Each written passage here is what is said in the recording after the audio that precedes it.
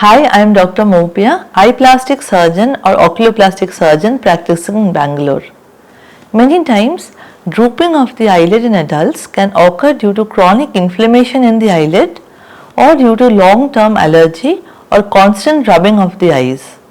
This inflammation causes weakening of the Muller's muscle and the levator aponeurosis and thus the ptosis. Mr. Anis Krishnan from Kerala had a similar problem.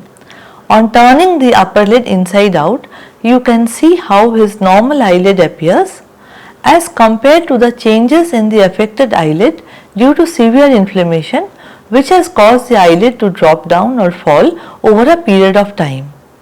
Mr. Anis had a successful correction of his eyelid with me, and he will share his journey with you all now. എൻ്റെ പേര് അനീഷ്. ഞാൻ ബൊമ്മനള്ളി ബാംഗ്ലൂരിലാണ് stay ചെയ്യുന്നത്. JP Morganൽ work ചെയ്യുന്നത്. കഴിഞ്ഞ 2 വർഷമായിട്ട് eyelid dropping issues ഉണ്ടായിരുന്നു left ഐന്. So drive ചെയ്യുമ്പോഴൊക്കെ കണ്ണ് അടങ്ങി പോണ മാതിരി ഉണ്ടായിരുന്നു. പ്രോപ്പർ സ്ലീപ്പ് ഇല്ലെങ്കിലും ഡെസ്ക് ജോബ് വർക്ക് ചെയ്യുമ്പോഴും സിസ്റ്റമിൻ്റെ മുകളിൽ ഇരിക്കുമ്പോഴും ലെഫ്റ്റ് ഐ നല്ല പെയിൻ ഉണ്ടായിരുന്നു, തലവേദന വരുന്നുണ്ടായിരുന്നു.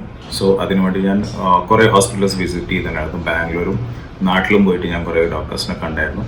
ഒരു പ്രോപ്പർ സൊല്യൂഷൻ കിട്ടിയില്ലായിരുന്നു.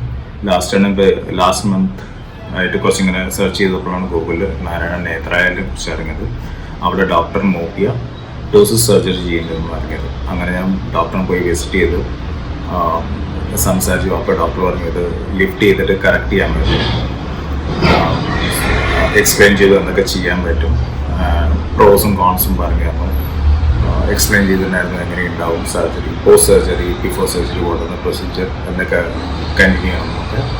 അപ്പോൾ സെക്കൻഡ് സിറ്റിങ്ങിൽ പോയിട്ട് ഞങ്ങൾ സർജറിനെ കുറിച്ച് ഡീറ്റെയിൽ ആയിട്ട് സംസാരിച്ചിട്ടുണ്ടായിരുന്നു. ലാസ്റ്റ് മന്ത് ഫെബ്രുവരി സർജറി ചെയ്തിട്ടുണ്ടായിരുന്നു. അത് കഴിഞ്ഞിട്ട് 10 days കഴിഞ്ഞിട്ട് സെക്കൻഡ് സർജറി ചെയ്തിട്ടുണ്ടായിരുന്നു. അലൈൻമെൻറ്റ് ഇഷ്യൂ, കണ്ണിൻ്റെ കറക്റ്റ് ഷേപ്പ് വരുത്താൻ വേണ്ടിയിട്ട് സെക്കൻഡ് സർജറിയും കൂടി ചെയ്തിട്ടുണ്ടായിരുന്നു. ഓവറോൾ ഇറ്റ് വാസ് ഒരു നല്ല എക്സ്പീരിയൻസ് ആയിരുന്നു. ഇപ്പോൾ ഓൾമോസ്റ്റ് 1 month കഴിഞ്ഞു. ഒരുവിധ എല്ലാ ഇഷ്യൂസും മാറി. ജസ്റ്റ് ഈവൻ സർജറി കഴിഞ്ഞിട്ട് രാത്രി കിടക്കുമ്പോൾ നല്ല ഇഷ്യൂസ് ഉണ്ടാവും എന്ന് പറഞ്ഞിട്ടുണ്ടായിരുന്നു ഓൾറെഡി. പക്ഷേ എനിക്ക് അത്രയും ഡിഫിക്കൽട്ടി ഫേസ് ചെയ്തിട്ടുണ്ടായിരുന്നു. കണ്ണ് സർജറി കഴിഞ്ഞിട്ട് ഓൾമോസ്റ്റ് 1 week അടയില്ല എന്നും കൂടി പറഞ്ഞിട്ടുണ്ടായിരുന്നു ഡോക്ടർ.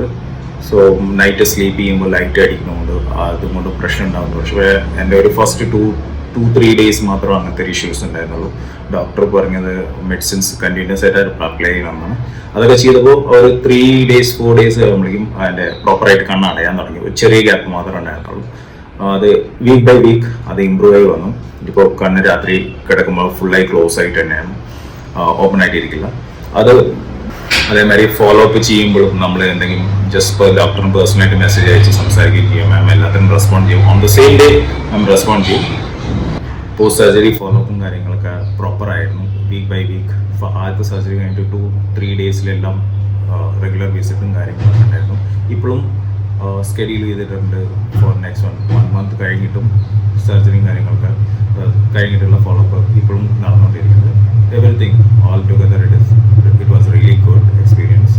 ഇപ്പോൾ പ്രോപ്പറായിരുന്നു. 1 മാസം കഴിഞ്ഞ് ലാസ്റ്റ് 20th ചെയ്തത്. ഇപ്പോൾ ഓൾമോസ്റ്റ് 23-24 ആയിട്ട് everything was good.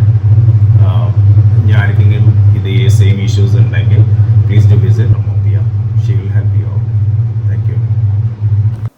Please type in comments if you have any more queries and I shall be happy to answer them.